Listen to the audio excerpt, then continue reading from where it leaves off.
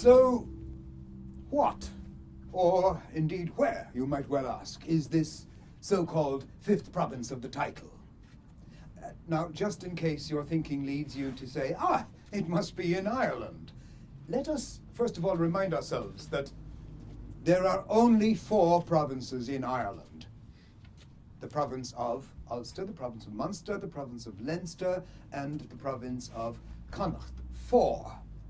However, if you translate those provincial titles into Irish, the Gaelic language of the country, you get Cuaige Ulla, Cuaige Muan, Cuaige Lion, and Cuaige Connacht, 4 again. However, it's not quite as simple as that. You see, the word Cuaige translates not as province, but as 1/5. A division of 5. So we Irish, bless us, in our own language, refer to 4 as if it were really 5. How Irish is that? But to be fair to us, there once upon a time was a division of land in Ireland that constituted a 5th province. It was created by the Milesian king, a fellow by the name of Tuathal the Acceptable. The what? Well, that's what the Irish called him because he was Welsh. And he was High King of Ireland. So what happened was, after the Norman invasion in the 12th century, all of the provinces were disbanded, including the 5th province, and it disappeared forever. However, throughout the writings of Irish poets, you will find references to a 5th province that is not extinct, but is in fact very much in existence. Now, this reminds me of the story of the elderly woman of the west of Ireland who was asked if she believed in the fairies. And she replied, I don't, but you know, they're there all the same.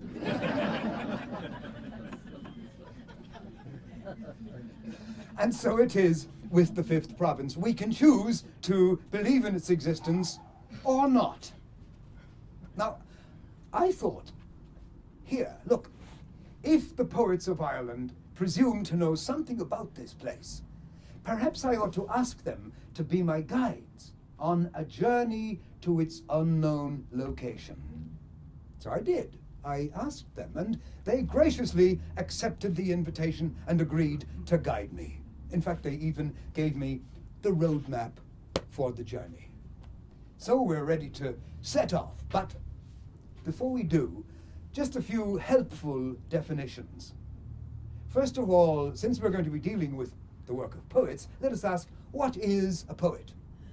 Well, none other than William Butler Yeats himself said, everyone is a poet if you scratch them deeply enough, but the Irish are poets without scratching at all. So if you're Irish or can identify yourself as Irish by extraction, no need to scratch. If not, take a moment and have a discreet little scratch. Nobody will notice. All done? Good. Now we can all join together and relax in poetic company. Secondly, what is poetry? The great poet Hugh MacDiarmid defined it as human existence come to life. Human existence come to life. And poems. How shall we relate to poems this evening on our journey? Brendan Kennelly, Professor of English at Trinity College in Dublin, giant among Irish and world poets, defined poems as such. Poems are stories, he said. Stories that float in the air, drifting like life-giving forces, drifting as if choosing a mind or an imagination to light on and animate.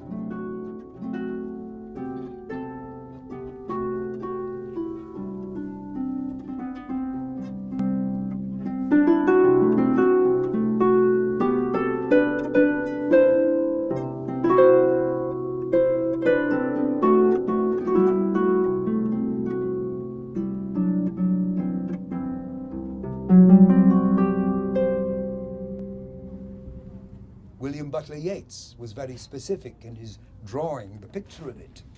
And I would invite you to hear this, our last poem, not as a desire to run away and be somewhere else, but as an affirmation of who we are right here in the present.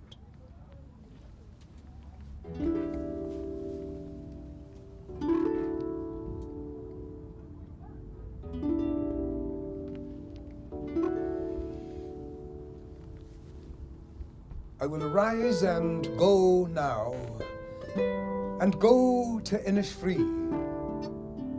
and a small cabin build there of clay and wattles made.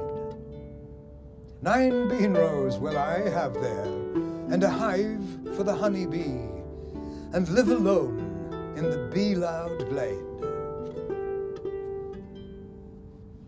And I shall have some peace there, for peace comes dropping slow, dropping from the vales of the morning to where the crickets sing. There midnight's all a glimmer, and noon a purple glow, and evening full of the linnet's wings. And I will arise and go now, for always, night and day, I hear lake water lapping with low sounds by the shore. And as I stand on the roadway or on the pavement's grey, I hear it in the deep heart's core.